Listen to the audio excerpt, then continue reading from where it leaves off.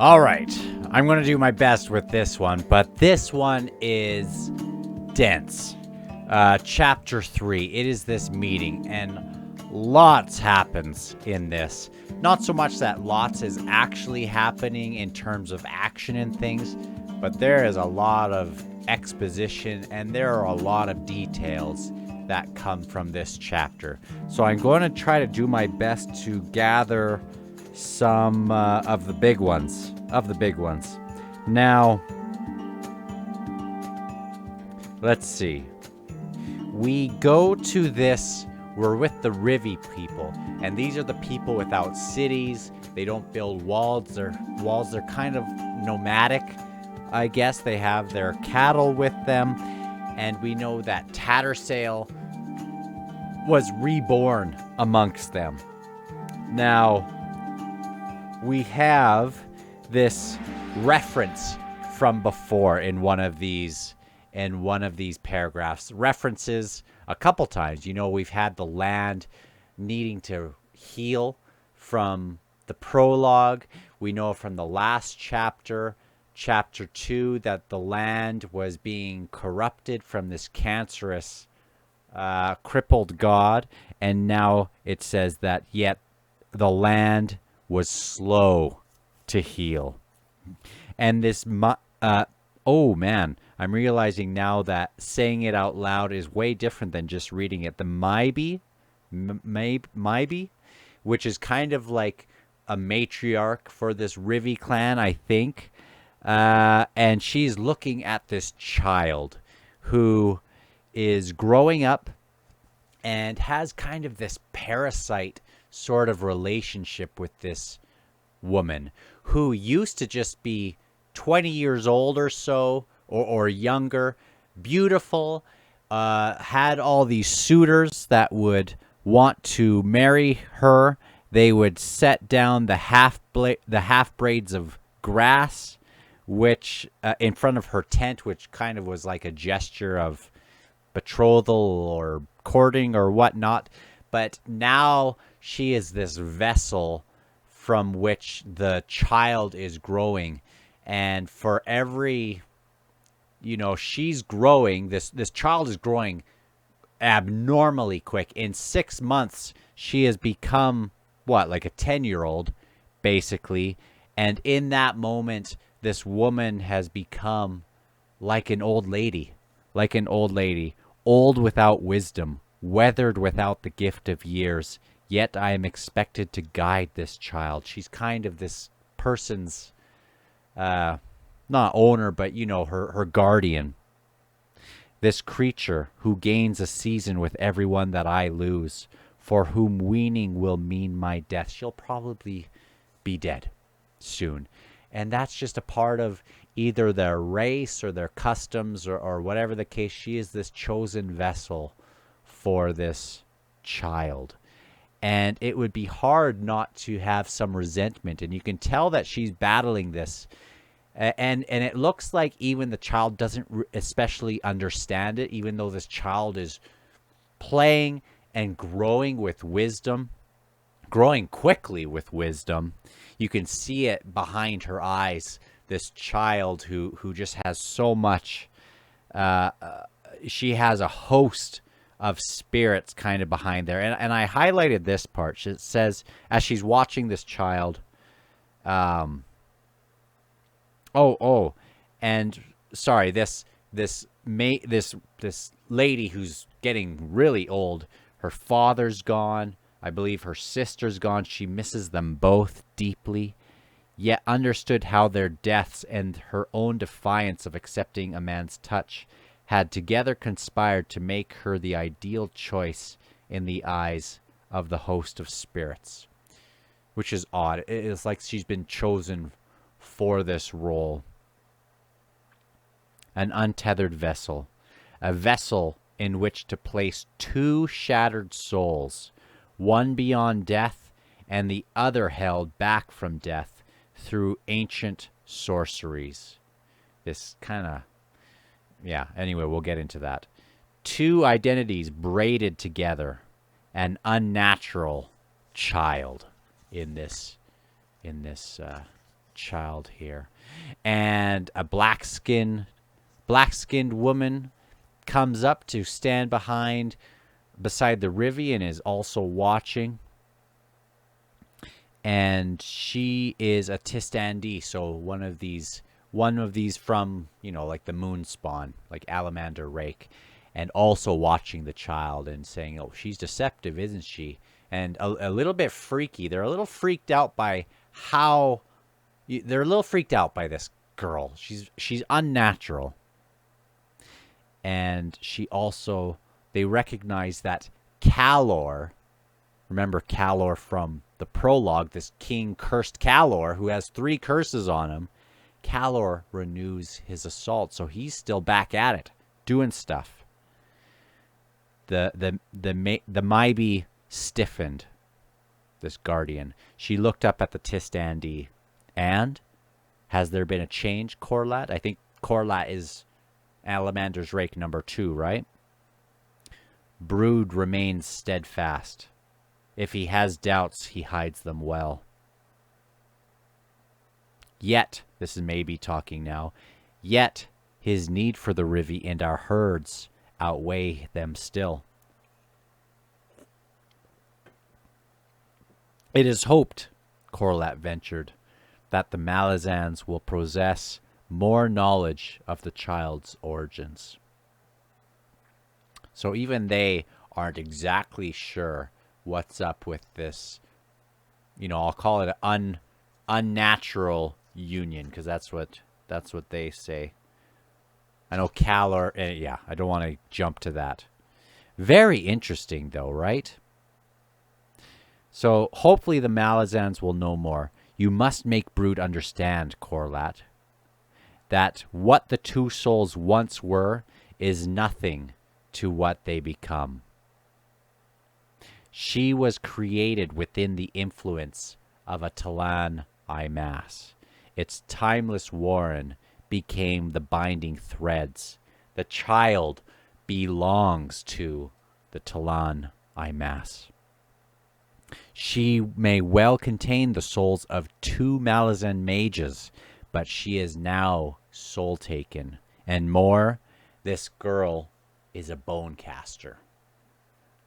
Which is, I don't know if all the Talan Imass are bone casters, but I think it's just like they're mages that can do the things that, that tracker dude can do. But she is a bone caster. Tell me, what need have the immortal Talan Imass have for a flesh and blood bone caster? Remember, they still can have bone casters, but they don't know. They're all these dust dudes. What need do they have? Very interesting. Now, the Tistandi says that the warlord seeks your presence at the parley. Also, the presence of Corlat, this Tistandi, but also of this girl named Silver Fox. And now we are to clasp wrists with our enemy. This is what this Rivi lady's saying. Like, this is wild. Our 2 armies, jaws locked as one on another. Jaws locked on one another's throats. Which is very, just the way he puts things. And here's this theme again of the book, I think. The Maibi's gaze narrowed suspiciously on the pennant. Old woman, your fears are a curse. She's thinking inside. Think not of mistrust. Think not of the horrors visited upon us by these once invaders. Dujek One Arm and his host have been outlawed by the hated Empress. One campaign ended, a new begins. Remember that 3rd elder goddess, I guess. She, what was her name again? the sister of cold nights. She wasn't going to go through living this way. So it's almost like she chose to live amongst. My guess is she chose to live amongst the Rivi, almost like their matriarch. Like it's almost like they hold her wisdom within them, something like that, right? That would make sense at least. And then there's this part. Here we three stand, for all to see. A child, meaning, okay, a child of 10 or 11 years, a woman of youthful visage with unhuman eyes, and a bent old woman. And it is in every detail an illusion. For what lies within us is reversed. I am the child. The Tistandee has known thousands of years of life, and the girl hundreds of thousands. Is this not the most unique fantasy world you've ever seen? And obviously things have gone out there in other books, but it is just so tied together in such a rich way. And even though it is kind of confusing, there is a lot to hold on to as you go through this. Did you enjoy your play, Silver Fox? This is what Coral at the Tistandee asks.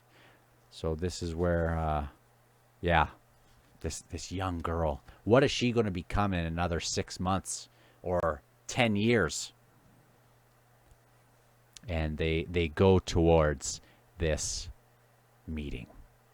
Very, very cool. Very, very intriguing with this girl. Let's go to the next scene. They get to the place of meeting, and they see. This is again from the Maybe's point of view. She's seeing these plains where so much awful stuff has happened. She sees the recent barrows that had been raised to dispose of the dead after the fall of Pale that were visible to the west. The Maybe wondered if those countless victims that had fallen there now watched from afar the scene unfolding before her. Spirits are born of spilled blood. Is it only the Rivi who know these truths? From war to alliance, how would such ghosts look upon this? And she's looking down at her once enemies. And there are memories that are the foundation of hatred. And it's conflicting because also on the other side, they also are made by their memories. But, much like in our own human history, there are some awful things in all of our pasts, regardless of race or where you're from. Everyone has some heinous things in your past. My last name, I'm not going to say about a heinous thing, but my last name comes from a guy who, as far back as I can go, there's this woman named Sarah. She's my great something whatever grandma from the 1800s, and she had 3 children, and their last name, she inherited the last name from this guy who ended up being kind of a sleazeball and taking off. And that's the last we get from that name. So that's my last name, this sleazeball that left. And she went over, this illiterate person who signed her name with an X, came over the ocean and, was a pioneer in the U.S., and she came in with her 3 children, and I still carry that name. And, I could hold that as a memory, as something that should define me, but that doesn't define me. Those are not my memories, even though those are in my collective kind of past, I guess you could say, but it's not my past. And they're also trying to kind of talk about this, how even though both of these sides were once enemies and they both have done some heinous stuff and they have reason to mistrust, perhaps they can look beyond that. Corlat's smile was wistful.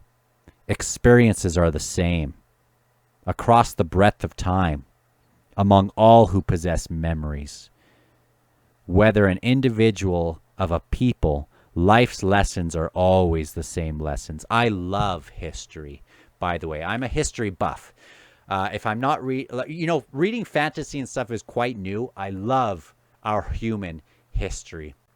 And as you look back, we are quite different than many of the people in our past, but there are very interesting similar things that are kind of like cycles that we go through that make up who we are. And I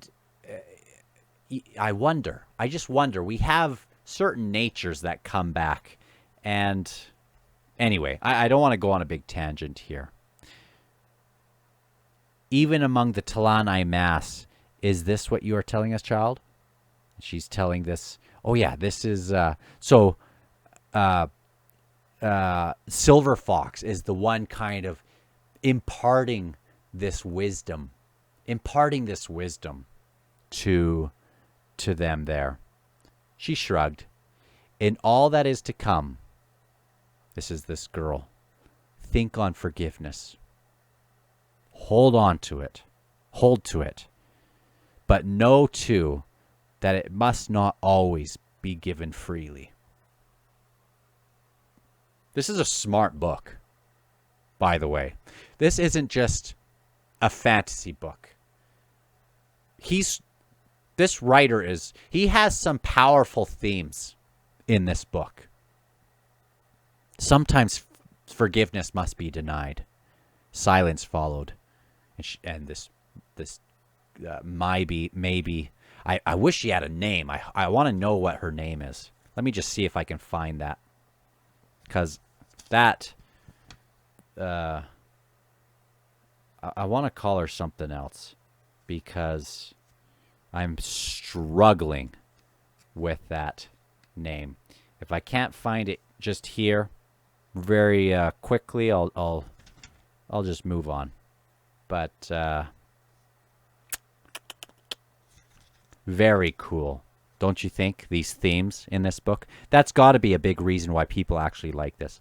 Obviously, there are cool things that happen, but man. Okay. I'm not seeing it here. But this lady, this guardian, she's getting freaked out by the wisdom of this Silver Fox girl. Silence followed. Dear spirits, guide us. This child frightens me. Now, Dujek is already there. Dujek rides up. He has an officer on his side, which is Whiskey Jack, and this young girl. She likes him. She likes the look of him, but she's not totally sure about the guy with the one arm. There's another young man coming up there who is Artanthos, I believe. Let's see if what did I write down? I've already forgotten who this guy is. Artanthos, who are you? Who the heck are you?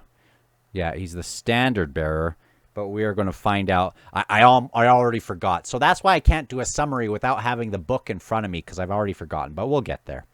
And then there is this Black Moranth. Remember, they were...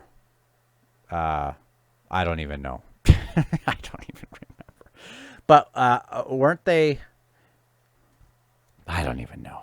You know, I'll go back. I'll go check that, because I can't even remember who the Moranth are.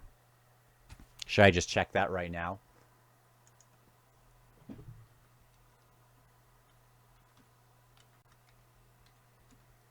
I try not to do this because I don't want to get spoiled. and I have yet to get spoiled. One of the main factions were the Black Moranth. But who was allied with them in the first book?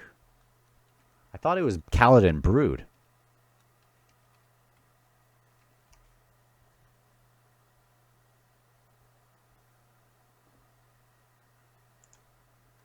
In Gardens of the Moon. Yeah, so they were allied with Taishran and the Malazans and whatnot. So that makes sense why they would be kind of by Whiskey Jack now. Now this girl says that we should trust. You can trust Whiskey Jack. And then Kaladin Brood, I think we find out here that he's has some Barghast blood in him, meaning he's quite large and strong. And then at Brood's side is Calor, Brood's number 2, which was a shock for me. Not only that he's still around, which we figured he'd still be around, but he's going to be in this confederation as the number 2. I think he's like a Wormtail type. He's got to be like that for if he's a number 2. But he also has this, it's almost like he's bored. He's a tactical genius for all we know.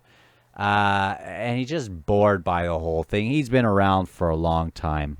And they recognize that if any player in this deadly game has remained a mystery to the Maibi, it was this self-named High King. They don't really know the truth. They don't know about all it, but they know that he claims he's been around for a long time.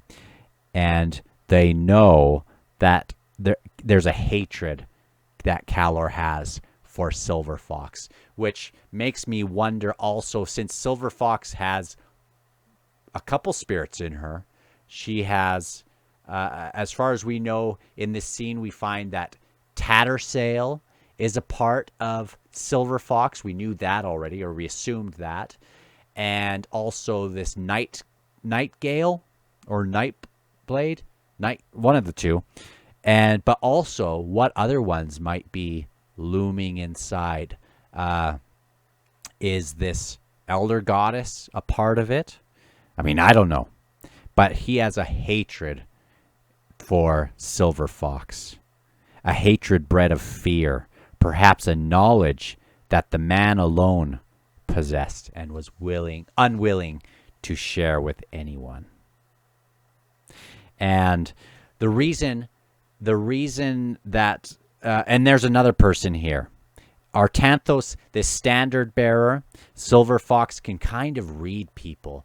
And she's very wise. She can read what's going on with stuff. She's very observant to like a crazy degree. And she knows that he has not had that name for very long. And he is not what he appears. Which just gives me goosebumps reading that. Corlat is going to be there as Alamander Rake's kind of representative. We have, and they're joining to see what they're going to do about the Panian Domin. Whiskey Jack, as they're going in, he recognizes this regiment that was Kaladin Broods, this regiment called the Mott Regulars, who would go in and steal a bunch of things and run out, and really were a thorn in Whiskey Jack's side, always stealing supplies for Brood's side. It's interesting to see these two rivals come together, and this instant kind of respect between the two. At least that's the way I read it. The command tent awaits us. The warlord Brood, Calamander Brood is the warlord. There are details that need to be discussed. Next scene. They're inside Kaladin Brood's commander tent. They're all in there. They go in, they retrieve. They also mention there's lots of just kind of exposition of things.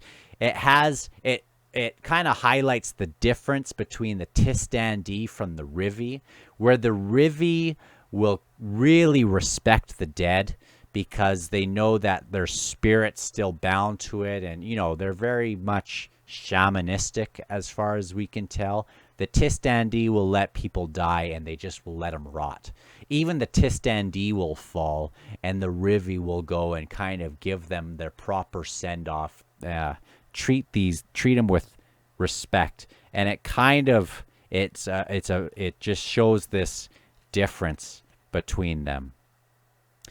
They enter towards the tent, and who is upon the tent atop of the support pole but that great raven from the first book, Crone, Alamander Rake's favored servant, and we'll find out some more details about that. She is the matriarch of the great ravens, and Whiskey Jack's gonna give her a little bit of he's gonna razz her a little bit, and she's gonna be super offended, and he calls her a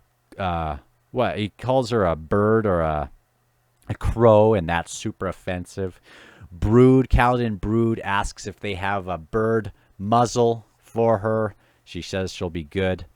The girl studies the great raven. Remember, she's super perceptive. And says, "Hello, Crone. I had not before realized that your kind were born in the rotting flesh of a..." "Silence!" Crone shrieks. I think she was about to say fallen god, right?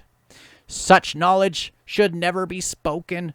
Because we'll find out later in this chapter that this is a big source of... I don't know if they feel remorse for this, but this is...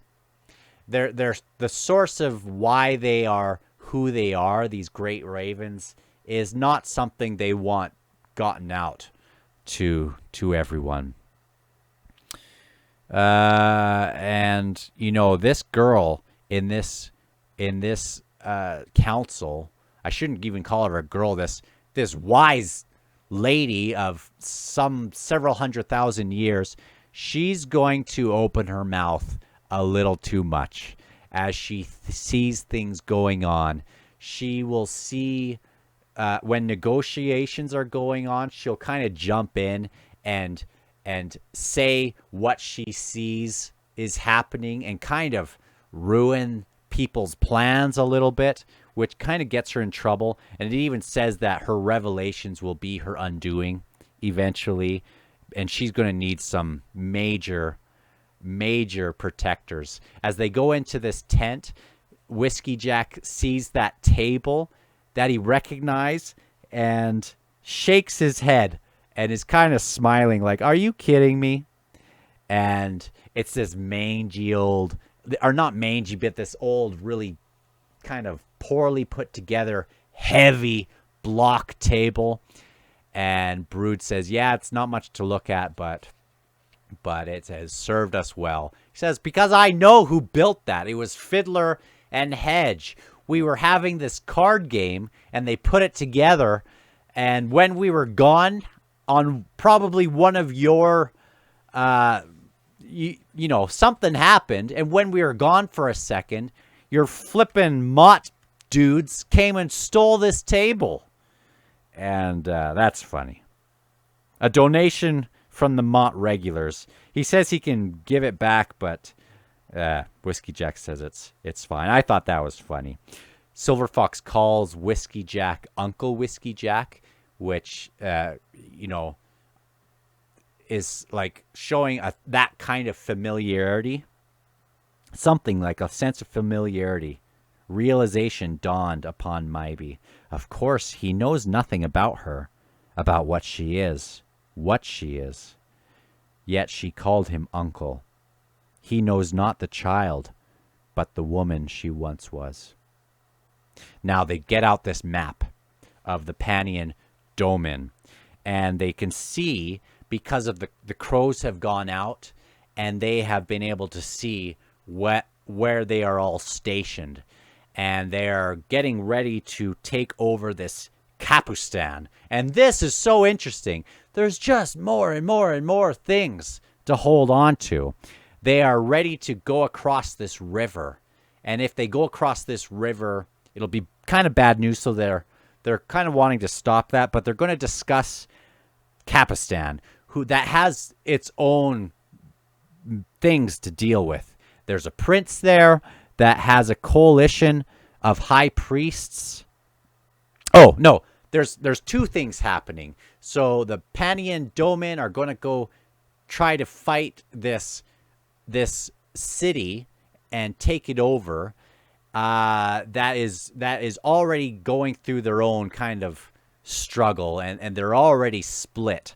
There's the prince and there's the coalition of high priests. The prince has hired a mercenary group called the Gray Swords, which is considered an illegal personal army, and the high priests have their own well-equipped soldiers who they call, which are kind of grouped together as the soldiers who guard these temples, these different temples that they go to. Think of all the patron goddesses and stuff in the Greek and the Greco-Roman world having their own little regiment, and now they're all coming together and they're called the Mask Council. And then the Mask Council has done all sorts of things, and this is what they're discussing in this council. The high priests have kind of said that the Gray Swords are illegal, can't come into the city to do things. They're an illegal kind of army. In the ancient Roman world, people could, if you could afford your own army, you might march on Rome. Maybe they're thinking this prince wants to march on the city and take it for themselves. Now, the Panians, let me just make sure I get this right, because this is what Calor, he has a lot of insight on what's going on. He might be a total prick, but he does have a lot of insight. Prince Jelarcan. I'm not sure how I'll say that. He is this prince that has the Gray Swords, and he knows that the Panions won't just be bought off. This is a holy war. They want all the high priests in all these cities. And in many of these cities, they have set up people as governors and given them high positions, just like they would do in our history, in exchange for the high priests. And so this is like a holy war. They want to go through in the name of their own religion or, God or whatever's driving this, and chew up all these other gods. I don't know if they are directly being kind of influenced from this crippled god, but something's going on there. And they take these people, these high priests, and they feed them to the Panian Tenescroi, which ends up being these cannibals, which is wild. Wild. They should be unified, is what Dujek growls, but they're not. They are feeding them to these cannibals, which that's going to make a really interesting book. Now, the idea is, do we go in and let it fall? Do we go into the defense of Kapustan? We can't just fly in there as, we can't go in there with the Malazan banners. They won't like that. So we got to make some, we have to talk to this prince for one, but we need to establish preliminary contact with them. And if Kapustan does fall, we shouldn't let it fall, but the way we'll be able to defend it has to be through indirect means. Maybe by drawing them out, to drawing this other Panian Panian group out, and their captain or commander is this Septarch Kolpath, and so they can drive them out another way. So they're going to march out most of their troops in daylight, and kind of in an obvious way, just being very predictory. Why can't I think of that? Being very, what is the word that they use? Predictable. Oh, brother. So that they don't force their hand too early to do something too quick, but just kind of as a diversion a little bit. But their real intent has to be something else. That city may fall, but once they reach the north border of the domain, they're going to drive like a spear southward, right into the heart of this domain. And they ask, what can we expect of Alamander Rake, Corlat? Will the Tistandi be with us? I hope so, because they have kicked some butt so far. As we speak, Moonspawn travels southwards. As in the prologue, we kind of saw that that's where they were heading to. And they're expressing how useful the Tistandi are. The Tistandi were unified with the Malazan forces, with the Emperor, and when the Empress came, that kind of got shut down, and that's when Brood could work with them to fight off the Malazans. Even though the Tistandi, they're kind of like the Phoenicians, if you know about Carthage, they were very, very rich, and they did have forces of their own. Think of Hannibal. But they also were very, very rich, and they were able to purchase the forces of other people. And lots of the greatest wars that they fought were using these other forces. And in another war, those same forces might be used against them. But this is kind of, they're hoping that the Tistandi will be backing them. But Silver Fox cuts in. Sorry, I keep rubbing my nose. I have a little bit of a cold. It's not runny, but it's itchy. Itchy as heck. Not enough. Silver Fox cut in. Calor hissed. Trust nothing that she says. So this is where my eyebrow gets raised. It's like, trust nothing. He'll be enough. The Tistandi will be enough help for us. Which makes me think this is definitely, I mean, we already know he's a scumbag, but he seems like a definite Wormtail type. And this is when he turns it on her. She will betray us. Mark my words. This is a creature. This creature is an abomination. This child was torn from her womb not 6 months ago, and she devours the life soul of the one who birthed it. She should be killed now, before her power surpasses us all. And, yeah, wow. There's urgency within you, Silver Fox, a force ancient and undeniable. You know it as well and feel it. This is the maybe.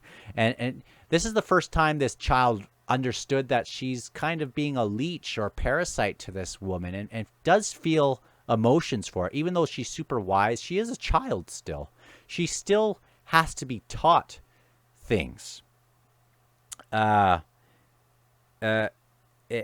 Ancient and undeniable, Calor rasped. You don't know the half of it, woman. And he jolted across the table and grasped Silver Fox's tunic and pulls her close. Her face inches apart. Their faces inches apart. The High King bared his teeth. You're in there, aren't you? Speaking not just to the child, but speaking, I think, to this elder goddess who is within the child, this more elder being within her. How cool. This is when Whiskey Jack goes in saying, harm a child. If you do that, I will rip your heart out. And indeed, I shake with fear. This is what the High King, Calor, grins and says. Whiskey Jack backhands him. Calor, even though he's who he is, he's kind of weak. He's trying to pull his sword out. Brood holds his wrists with his Barghast strength, tightens it. The sword is dropped. Tells him to knock it off. And anyway, even though Whiskey Jack says he won't kill a child, he does go to Brood again and says, what in Hood's name is this child? Like, is this something that we should be concerned with? And I don't know if Brood even has all the answers. Is it him that has the answers here? No, says Silver Fox. Let none answer but me. Silver Fox turns to Whiskey Jack. The truth now, uncle. I am born of two souls, one of whom you knew very well, the woman Tattersail. The other soul belonged to the discorporate, ravaged remnants of a high mage named Nightchill. Tattersail's death occurred within the sphere of the Talan Warren as projected by a Talan Imass. And at this, they saw this Artanthos standard bearer flinch at that, meaning, you know, there's something more to this guy as well, who she knows that he hasn't had that name for very long. Within that influence, uncle, so she's addressing Whiskey Jack, something happened, something unexpected. A bonecaster from the distant past appeared, as did an elder god and a mortal soul. I don't know who that means. I don't know who that means. Is the bonecaster tool? Is that what we're talking about? Am I just missing some of the details of that from the first book? The elder god and a mortal soul. The mortal soul is that guy she was embracing, right? That other mage? I don't know. We'll find out. They are gathering. Oh, yeah. And this is where we know who Silver Fox is.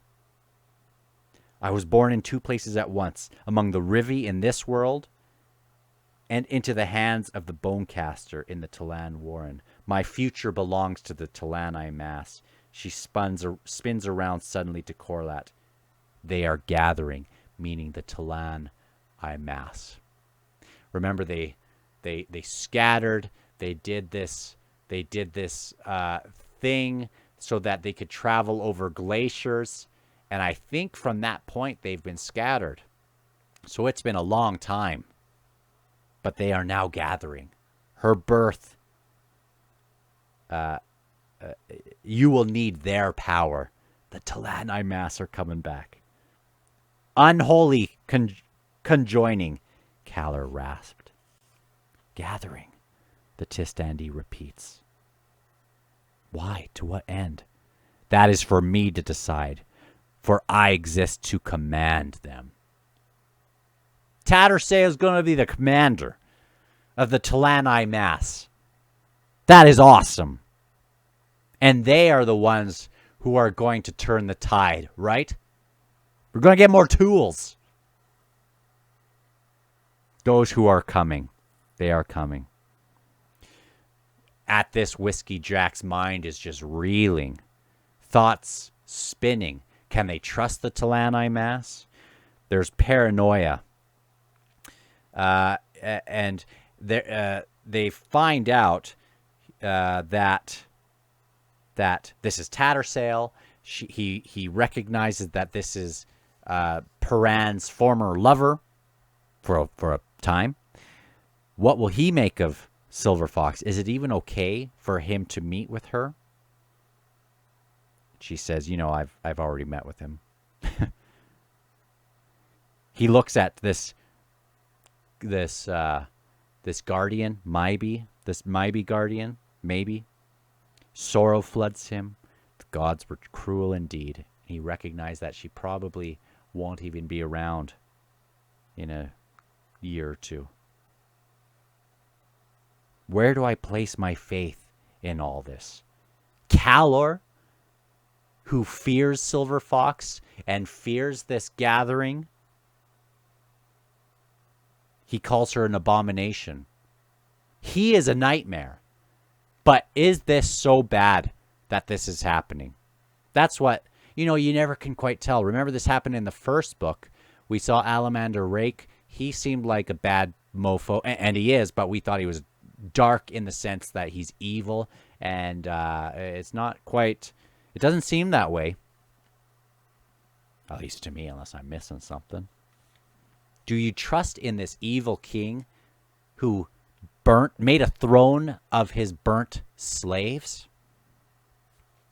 But he might be right. Tricky stuff. Next scene. Now we have Crone thinking. The bird. Not the bird. She would be very offended by that. The great raven. And she knows that within where they were born from, the great ravens were born like maggots in the flesh of the fallen one.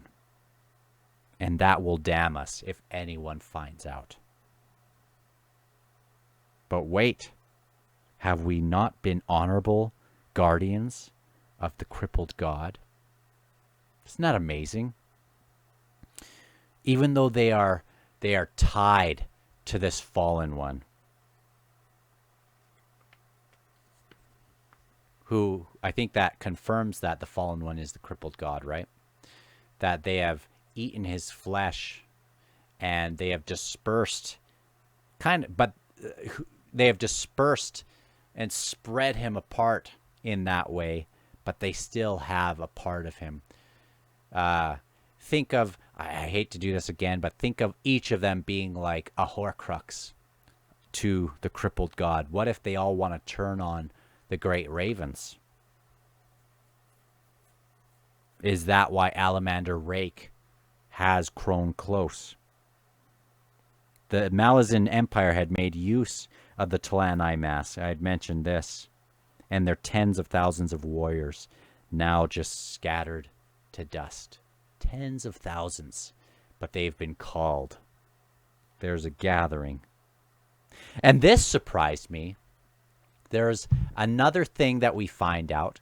That Brood is an ascendant. I didn't see that coming. An ascendant, one forgets that in careless times. His warren is Tennis. Tnnes, the power of the land itself, the earth that is home to the eternal sleeping goddess. Burn. It's almost like he's there. He has the power of Burn, this goddess that's falling apart. Almost like a type of high priest, right? I guess, sort of. Maybe not. Maybe not. Just has her power. Kaladin Brood has the power. There in his arms, in that formidable hammer on his back to shatter mountains. An exaggeration? A low flight over the broken peaks of the Ladaran Plateau is proof enough of his younger, more precipitous days. So he's been bashing mountains. So cool. And Crone is thinking in this scene, can they all turn on us? We have done all these things. We've told them where the Panions are all stationed. Would they turn on us? They can smell the power rising from these lands, so thoroughly sanctified in blood. Yet it remains faceless, as if hidden beneath a layer after deceiving layer. What hides at the core of that empire of fanatics in the Panion Empire? What's driving them? The horrific child knows. You can't help but think that the crippled god's real number 2's got to be this Calor guy, right? Against what have we proclaimed war? What will be left of us when we are done? And by the abyss, what secret truth does about Silver Fox does Calor possess? Only Calor knows the truth about Silver Fox. And the reader also kind of gets some things to wonder about as well. Now, don't have much more. I'll zip through it. We get to a new scene, or just a continuation of that scene. Those were all internal parts. Silver Fox has stepped into the forefront of what's going on. There's so much happening. And she's going to be at the center of it all. We kind of assumed that in Gardens of the Moon, but I don't think we expected anything like this. She has claimed a position to rival even Brood, Alamander, Alamander Rake, and Calor, should she choose to do so. That's where her power is. The last gathering, Silver Fox replied, was hundreds of thousands of years ago, at which they invoked the ritual of Talan. I think that's the same ritual, right? Let me go back to the prologue. Make sure that's what they called that.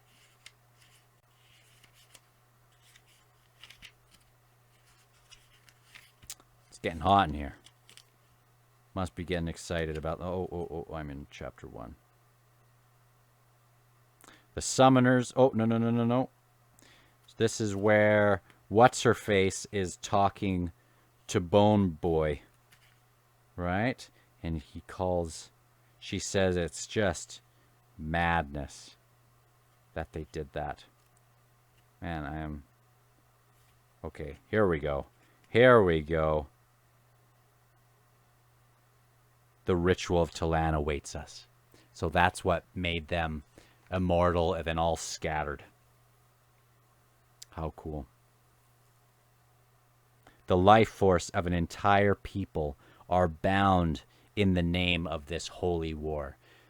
Remember, the purpose of this, the purpose of their gathering is to await when the thing that was dropped from the sky, the return of the crippled god, right? So that's her purpose. And that's the purpose of the Talani Mass. And Tool's sister thought it was foolish to think to tie themselves to that war. But they're all tied to it. And now they can go over ice should they need to, because things are going to get wild. Now Silver Fox turns her attention to Dujek and mentions that I don't want to go through all this, but the Omtos Falak, which is the Jagged Warren, is a warren of ice which spread. And not knowing how far that would spread, you need to be able to travel over that if you need to. Should you need to. Sea levels dropped. Whole species died out. Ice formed a league deep in places. As mortals, the Imass were scattered, their unity lost. They could not cross such barriers without starvation. As Talani undead, our armies could cross such barriers. There's so much you're not telling us, daughter. This is what the Guardian is mentioning, which is totally true, right? And they go back to talking about the strategy before them, but not before this Guardian, the Tistandi, Corlat, the Silver Fox, and Whiskey Jack are all going to leave the tent. Whiskey Jack asks, he addresses Silver Fox, saying, you know, I do see Tattersail in you. And he asks if she knows about him, if she knows about Quick Ben, what she remembers about Tashrin. And she has some small things. She knows that, you know, Quick Ben's a mage and da-da-da-da-da. She knows about Tashrin, sort of, but she doesn't have... She knows they sparred. And the captain, all she says is, I look forward to seeing him again. Remember, she called him by name. And this guardian thinks it's probably not a good idea. And this is where she spills the beans that, you know, that guy in Guardians of the Moon that we almost speared. That was him. Come along, Silver Fox. It's time to resume your schooling in the ways of the Rivy. Yes, mother. So awesome. Last scene. Whiskey Jack walks them walk away. He has a lot to think about, obviously. I don't want to just read all this because that would be, you know, that would be quite boring, even though I've read a lot so far. I think this chapter is you know, jam-packed with stuff. Within her, he's talking with Corlat now, and, you know, they recognize that within Silver Fox is a memory spanning millennia. And, you know, even though there's memories, it's almost like memories are in not even a conscious memory sometimes. There's something much deeper within. Very cool title to this book. And very cool theme. So much of those people witnessed the fall of the crippled god. The arrival of the Tistandi. The last flight of the dragons into Starmwald Damelin. We've seen the arrival, the fall of the crippled god. I don't recall exactly where the Tistandi come from. The crows come from the chewing on the maggots, and you know, they come from the maggots chewing the flesh. And the last flight of the dragons, I mean, I don't know. But Corlat knows about the truth of the crone and tells Whiskey Jack about it. And I don't know if there are some specifics about it more than what I just said. But I don't think so. I mean, I'm sure there was, but I don't think so. Now, here's the very last part. Very last part of this chapter. Corlat looked away. Said nothing for a long time. And her question is going to leave Whiskey Jack's heart pounding. Commander, we sense Tattersail and Nightchill within the child, and she herself admits to these two. But now I wonder, where then is the Thelomin Bellerdan? And this guy was the mate of Tashrin, I believe, right? Wasn't she the one? He was the one that was hugging Tattersail when all that went down, when she dies. So even though that happened, since it happened within that warren, they just got sent to they got sent to these, you know, he must be somewhere. I don't know if this is that standard bearer or somewhere else. Maybe he's a kitten now. Who knows? I will see you on the next one. That is as far as I've gone. Everything from now on will be brand new. You will get my immediate reactions. So excited. And I'll see you on the next one.